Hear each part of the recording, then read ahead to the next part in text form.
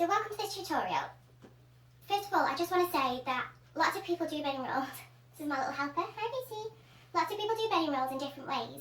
I've seen some really good ones and some really bad ones. I'm going to show you how to do it I'm going to show you how to do it how I was taught to do it when I was a guide. The idea of a bedding roll is that you can leave your bedding unattended whilst you're pitching your tent, and even if it's raining, your bedding's going to stay dry. And at the end of camp, when you're striking your tent down, again, your bedding roll can be left off to one side. If you haven't got the shelter because you've already took it down, your bedding's not going to get soaked wet through. Oh dear, don't read. Right, so, a few things that you need for a successful bedding roll. First of all, you need, excuse me 1 second, a ground sheet. Doesn't have to be a massive ground sheet. You're not going to build a tent with this thing. It is literally just to keep your bedding dry. Next, you need your bedding roll mat. A lot of camps don't actually allow air beds. The reason being is they're really bulky. They take up a lot of space. If you've got a 4-man tent and you've got to get 4 girls in it, who have each got one big mass of air bed each, you're going to really struggle to get them in side by side. So we recommend to our guides that they either have the foam mats, which is like the ones you see people doing their yoga on, or these self-inflating mattresses. They're not massively expensive. You can get them from most camping shops. Argos do them, Amazon, places like that. They're brilliant, they're really comfy, and you simply just untwist the cap a little bit. The air will go back in. It's all sponge on the inside. The air rushes in, and then if need be, you can stop it. If needs be, you can blow a bit more air inside, and that'll inflate the mat. Okay, so you've got your ground sheet down on the ground. The next thing we're going to do is just pass the mat on top of it. Doesn't matter which way around it goes. I like to do it in the way that it fills up, purely because when I find when I'm rolling it up afterwards, it rolls up a lot easier. The other thing you need, or next thing I should say, is a nice thick blanket. This isn't actually the one I take on camp with me, because it's in a wash. This is just a nice thick fluffy blanket. It's absolutely massive. White, not a brilliant colour for camp. But what you want to do is lay your blanket down on top of your mat, so that, it lines up. So it's on your camp blanket, but the other half of it comes across and is on your ground sheet. Okay, this is quite an important part of it, because next you're going to put your sleeping bag. Now when it comes to sleeping bags, they really are worth the weight in gold. If you get a good one, they last for ages and you will use it again and again and again. Getting a cheap one from, like, say, the supermarket or like places like IKEA or Argos, it's a bit of a false economy, because you'll end up with girls who are cold on camp. So it's a real worthwhile investment right at the beginning of your guiding camping career, to invest in a really good thick sleeping bag. Try and look for something that's about 3 seasons or even 4 seasons. That way you're going to be able to camp all year round without having to worry about getting cold. Right, where you've laid your blanket out on top of your sleeping mat, if you then place your sleeping bag down, and the zip needs to go in the centre line of your blanket. The idea for this is that, you can then fold your blanket over the top of your sleeping bag, and you're folding along that zip, so any draft that's going to come in through the zip and make you colder is actually going to be caught by the blanket you've got folded across. So just place that on.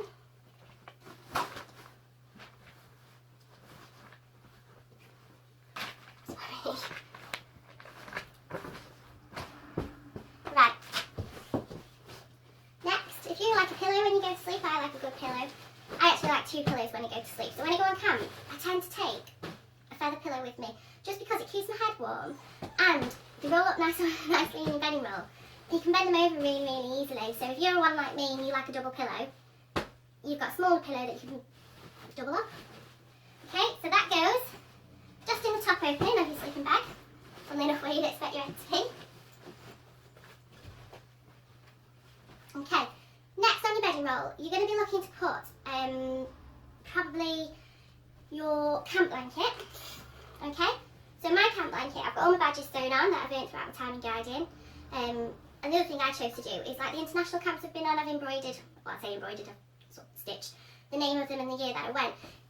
It's a really nice sort of memory thing, really, of where you've been, what you've done, and sort of stuff like that. So I've also chosen with mine, because it's a fleece blanket. Fleece camp blankets are brilliant because they don't fray when they get holes in.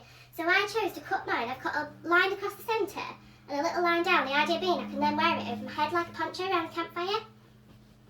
So your camp blanket can go on top. idea being then, when you've unrolled your bedding roll, it's really, it tends to be when you're getting ready to go to bed, or when you're getting ready before the evening campfire.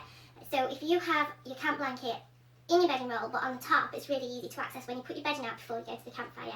The other thing we recommend is putting your pyjamas on top of your camp blanket or underneath your camp blanket in your bedding roll. It takes up less room in your rucksack that way, and they're there waiting for you as soon as you're ready to climb into bed.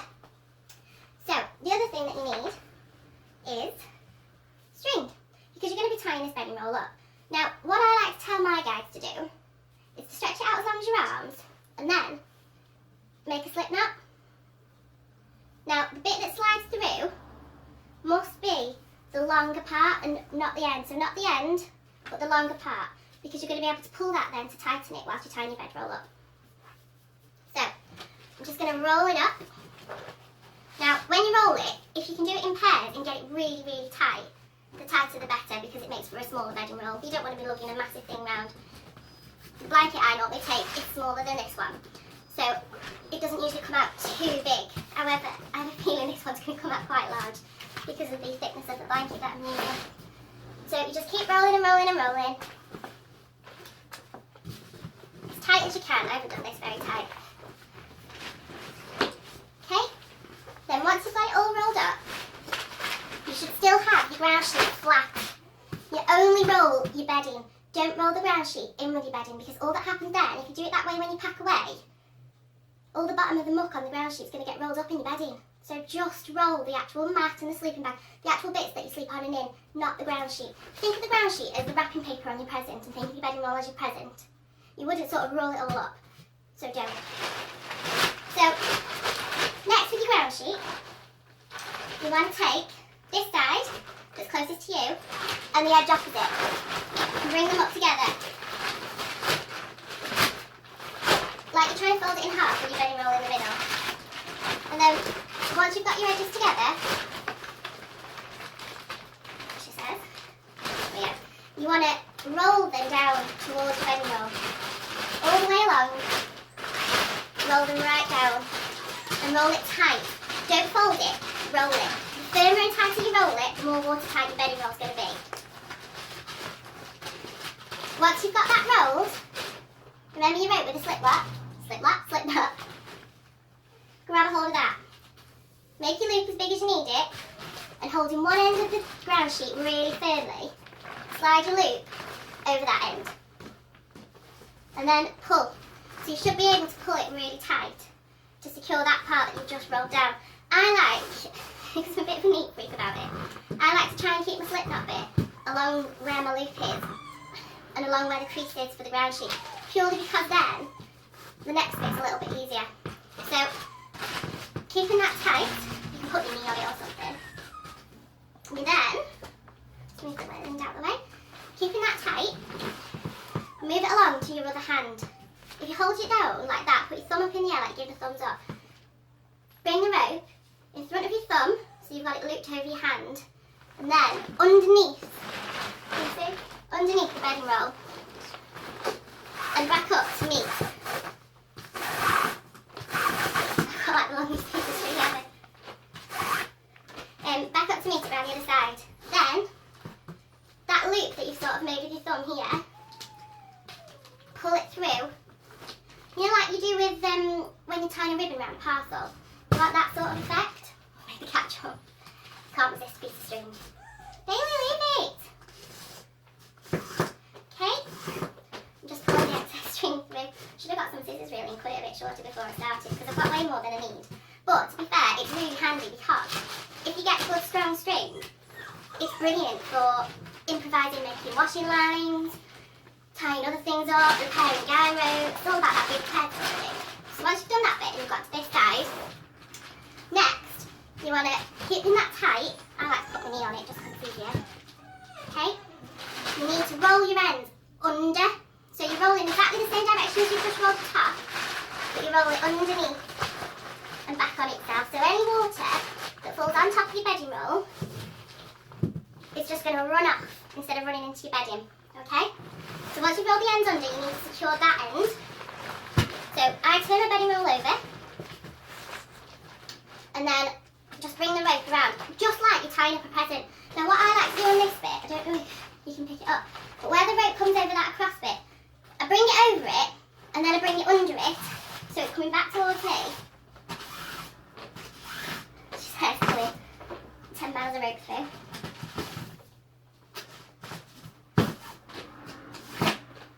Okay, and that just keeps it nice and secure whilst I do the other bit. Then do the same again. Bring it over, under, pull it through, and then I've just got this end of the bedding roll left to roll. She says. Okay, right, so that's that bit rolled up and that bit rolled up. And now I've just got this side left to do. So I'm going to do the same thing as I did for the other side. I'm going to put my knee on the rope, just to hold it in place. I'm just going to tighten up that roll a bit more. And then I'm going to roll this end under, nice and tight and firm. Okay. And then, bringing the rope up and round to secure that roll. I'm going to do exactly like I did before on the other side. I'm going to go over the top and under. It's all about keeping that tension really nice and tight. Eventually. Right, so now you can just tie that end off. You can tie it off with a knot, but I sort of prefer to do mine with a bit of a bow, purely because if it's cold when you're setting up your camp, and it's cold in the evening, trying to undo knots when your fingers are numb is actually really hard. Okay, so I've secured that off. Now I've got this really long bit that I remembered telling you about from the beginning, or you remember me telling you about from the beginning. This bit, what I like to do is take it and just tie it to the cross bit on the other side. Just with a slip knot or something like that. Something simple and easy to undo. What you're giving yourself then is a hanger, so you can basically pick up your bedding roll and carry it with you with a handy strap.